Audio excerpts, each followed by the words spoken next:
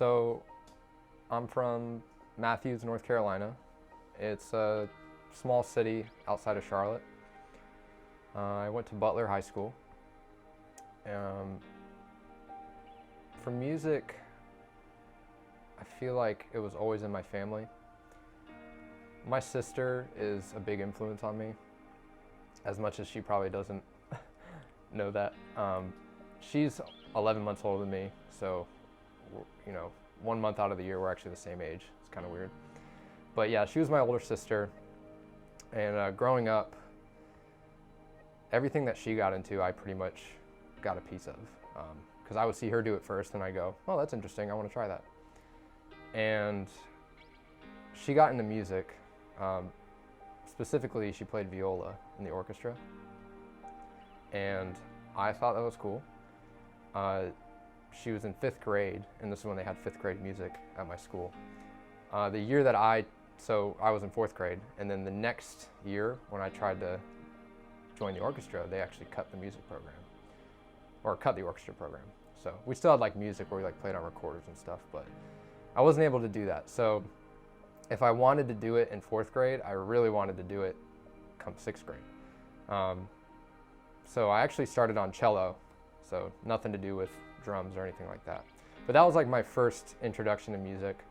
I just liked going to a class during the day where I could play on an instrument and get graded for it, It's like I wasn't really too interested in other parts of school, but that one class for me was a lot of fun. So I thought of it more as like recess, And then, around that same time, so I have my sister to thank for my introduction to music. My uncle, Steve, he actually brought me to drum corps shows when I was 10 years old. Did he march? He marched Spirit of Atlanta back in like the 80s. Yeah, Delta. And yeah, so he took me to Night Beat, actually, the Charlotte show, back when it was in Memorial Stadium, like in the city. And I just, I was so young and I didn't know what I was looking at. I mean, just seeing the precision and just hearing the sound and like the power, I was blown away. And I remember, kids watching this probably don't know this, but like judges actually used to have real physical tapes on cassettes. And what they needed was they needed someone to get the cassettes and the written sheet up to the box. So I did what was called being a runner. So I would take the judges' sheets and the tapes and run them up to the box between performances. So I probably interacted with, some big names in the judges community. I didn't even know who I was, talking to, and that was just a cool experience for me. I got to like be there and experience it. And I was on the field one time and I saw, I think it was the Cadets quad line, probably like in 2002 or something. And they had a feature where they were pretty close. They were staged front field, and I just didn't even know what I was looking at. Like just the visual aspect of quads, the sound, like how accurate they were. I just thought it was the coolest thing. And I think that was like the seed that was planted right there. And I didn't know what I was looking at, but that, when I try to trace it back, that moment right there is when I first got into drumline. So then fast forward, getting into high school, my sister actually starts doing front ensemble. She also has piano background, so that kind of like helped her transition to that. And she wanted me to come out for the front ensemble because they needed people. And I went out and I tried it. Was in over my head, didn't have any like keyboard training, so I was like, this isn't for me. And then I see her do a whole entire season her freshman year. I believe it was her sophomore year, where I go to marching band competitions because she's in it, and I'm watching her, and I'm still affected. Like every time I see the drum line, I just think it's so cool. But at that point, I'm thinking, these guys have been playing since they were like young. I can't, I could never do this. But I would always talk about it like, oh, I'd like to get involved. I want to play quads, but I wasn't actually serious about it. And then one day she sends a note to the drumline captain and without my permission and says, "Hey, my little brother's interested in quads. Can he come out to an audition?" And he's like, "Sure." And so she like tells me that, and now I feel bad, like, oh, like I don't seriously want to do that, you know, like I don't even know how to hold sticks, right? But something like just told me to go, like just give it a shot. So went out to a drumline audition. They had me standing behind a set of quads because that's like, okay, what instrument do you want to try? And I was like, that one. And just did everything that they told me to do. Like, had zero training up to that point with percussion, and just, if they told me to do something, I did it exactly how I thought they wanted me to do it. And I think that helped me because they saw that I was like a blank slate, and I had musical training, but they realized, all right, well, you know, he's gonna learn and progress quickly. So I actually ended up making it. Like, they just needed kids, and so I was in the drum line. And it was a pretty medium-sized drum line, like 4 snares, and I was the 3rd quad, you know? So they could have gone 2, but they decided to go 3. And yeah, I went from like 0 to 60, felt like, in like no time. Like, I think I brought drum set sticks to the audition because I had no idea what to do. But yeah, that's how I pretty much got started. I guess it would be Crown. Yeah. I went out to, so it was my junior year in high school. I'd been marching quads for about a year. And I'd followed drum corps up to that point, and I really followed him heavily in 2008. I was like watching YouTube videos and going to lots and that kind of thing. I think in Atlanta, I went down to Atlanta and just stayed in the lot the entire time and was sunburnt and dehydrated by the end of it, but it was great. And so then that next season, I was like, yeah, I'll give it a shot. I had no idea what I was getting into. So I go audition for the 2009 Crown line, and I mean, I can barely like get through the exercises. Like it was an eye opener. I'll just say that. Like, and being around all these people that like were very talented, I'd never been around something like that. Because I'm coming from high school where it's like, you know, okay, I see the people on the line that are good, but it was nothing like walking into a room where everyone is like, you know, cutthroat and trying to make the spot. So my first audition experience, it was like a rude awakening. So, but that from there on out, like I realized, oh, like I have to be so prepared. I have to practice way more. I have to understand this instrument more. I have to understand my own hands more. And it just kind of gave me a new perspective. My first independent experience was Palmetto Percussion. I marched my senior year of high school, so that was in 2010.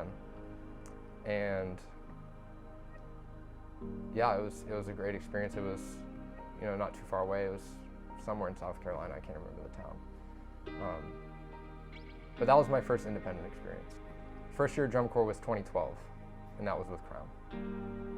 Well, the transition leading into that, I got a lot of good training at Palmetto because that was like the first time I'd been around a lot of people who were at that level and spent a lot of time with them and like learned the whole indoor scene. By the way, that was first year seeing Rhythm X and even WGI in general because I went to finals. We were in open class and we ended up winning that year. But I didn't really know much about indoor, and then going to finals and seeing the best of the best was, I mean, I was blown away. Like, there's no other way to put it. So, but yeah, and that kind of helped train me to eventually. So in 2011, I actually auditioned for Crown again, but this was for March Camp. They needed somebody, I guess. They needed to fill the 5th spot. So I just came in March. It was between me and another dude. He ended up getting the spot, but I was that close to actually making DCI or a world-class drum corps. And I think that sparked me to practice more than I've ever practiced before. Because I would just go up into my room and just sit there for hours on end.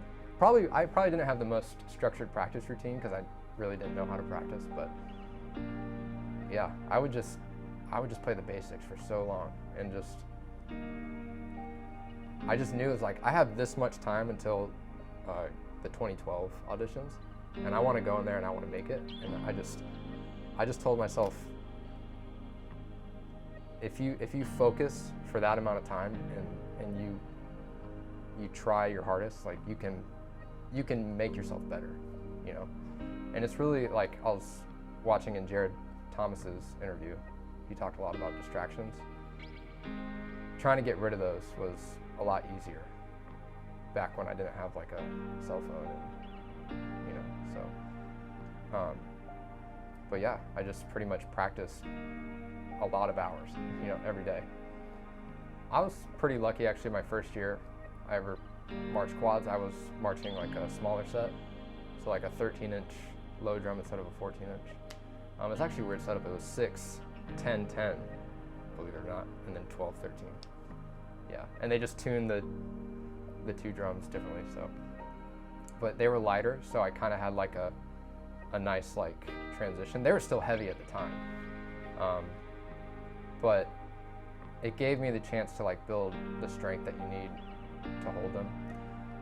When it comes to carrying the drums, like, I mean, there's just a point where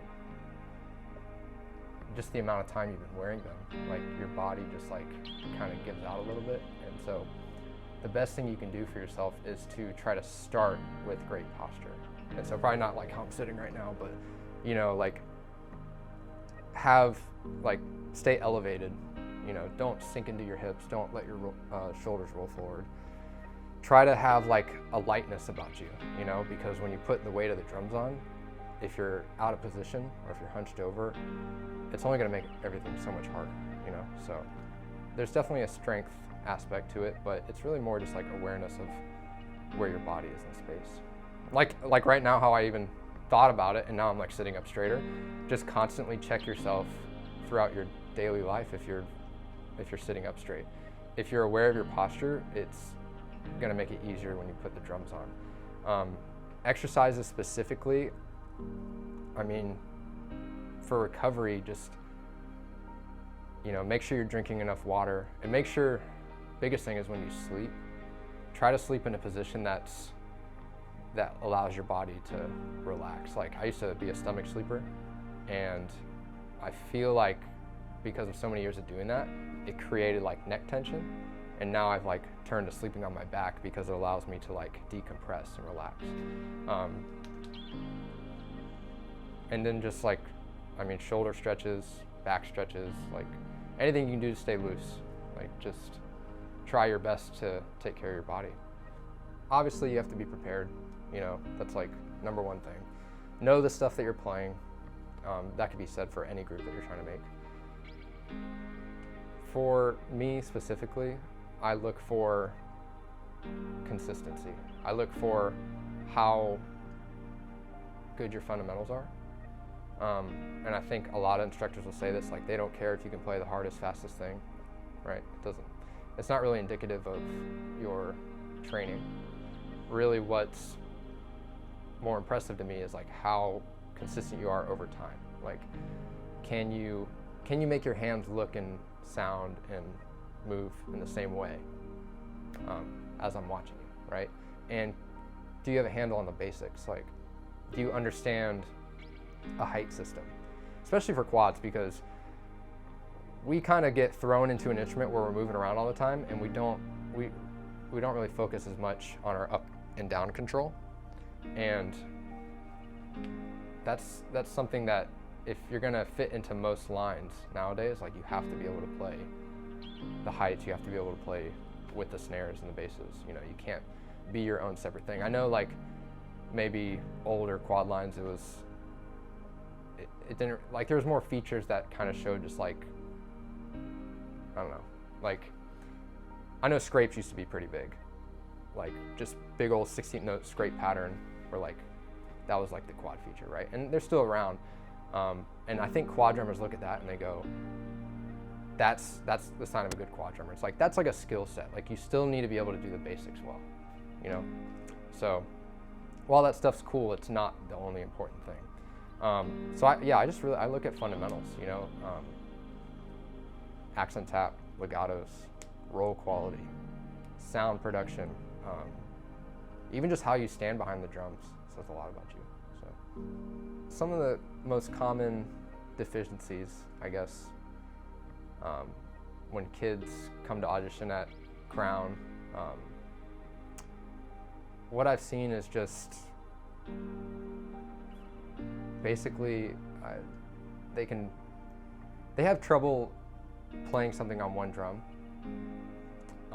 breaking that down and taking certain things out, right? So like if you have a passage and I tell you, okay, now put it on one drum, that sometimes like freaks people out. It's like, okay, like that means right there, like how you learned it quickly, you learned it on the around, you didn't actually learn the correct way to play it. So that's one thing. And then also just being able to mess with that variation. So now you're on one drum, now can we just play the check, right? Like, do you even know the check rhythm? Like, do you understand the underlying structure of what you're playing? Or are you just like learning it beat to beat? So it's not just about learning the music, it's about breaking it down so that it makes sense to you and getting a greater understanding for it, a more in-depth understanding of the music. That's kind of like the hardest thing I ask kids to do. There's a lot of the audition that's not even playing. When you think you're not being watched, you're being watched. Like, the people you're auditioning for aren't just looking at your hands. They're picking up on how you interact with people, how you take information, right? So if the intangibles, right? If you're not receiving information well and you're not changing, then it kind of like, even if you have a lot of talent, it kind of shows the staff that you might not get that much better from where you are, right? So and just you're going to spend an entire summer with the people around you. You want to like the people that are around you. So at Crown we've had to let people go that were probably the most talented person in the room, but attitude, and just their presence was just not good for the ensemble. We could tell. It was like a huge red flag. So and that's important. And it's important as a player to be aware of that, because as good as your hands are, that's only part of what we're looking at as a staff. So I don't know if that's the biggest thing, but it's really important. Well, I know specifically, so for Rhythm X, when people come to audition for Rhythm X, I think they know what Rhythm X is. Like, they follow it and they know what they're getting into. And they also have an idea of what Rhythm X is that kind of isn't what it is. It's like how you see it from the outside is different than how things actually are on the inside, right? So I think a lot of people come to Rhythm X and they have they try to be in Rhythm X before they've actually gone through it. And it's good to be open and say oh, I want to be here and I want to be part of this group, but to fabricate something that's not who you are to try to fit in, I mean, people can pick up on it, so the most important thing is to just be you. Be you, but also be open to what's being said to you, and just look at your surroundings and kind of pick up on the energy of the room, I guess. Try to know who you're auditioning for. And that's the most important thing. Being an open book and just doing whatever is asked of you. Putting the group before you, right? Because the last thing that anybody wants is someone with a big ego to come in and then try to just do it their way. It's not good for the group, But I was always a line player. I felt more comfortable in the line than I did, which is kind of ironic because I'm on camera. But I just feel like that mentality is really important. I think for quad drummers, don't look over how much time it takes to get to where you want to go. You see the guys on YouTube, you see groups like, Crown, Rhythm X, all those great groups, and you want to drum like them. Like, those guys have spent hours and hours and hours just perfecting their craft, right? And so it's easy to kind of get caught up in, wow, this is a great YouTube video, and I want to do that, right? Like, but if saying that you want to do that means you have to sacrifice a lot. You have to put in the time and do the mundane things, and like fall in love with the mundane things. That's where you get better. Play with the metronome. Always play with the metronome. Play in front of a mirror. Record yourself. Just hammer home the basics, because the basics are the foundation, and I know it's cliche, but they will take you to where you want to go. Just be patient with yourself. You're not going to get to where you want to go overnight. It takes a long time. It takes being in front of the right people. Like, you have to find the right mentors. You have to make sure that the people that are giving you information it's quality information. So surround yourself with, if you can, try to find those people, reach out and ask for advice and be open to it. And you might learn something that changes your perspective, and you might have like a epiphany, and okay, now I understand this on such a deeper level.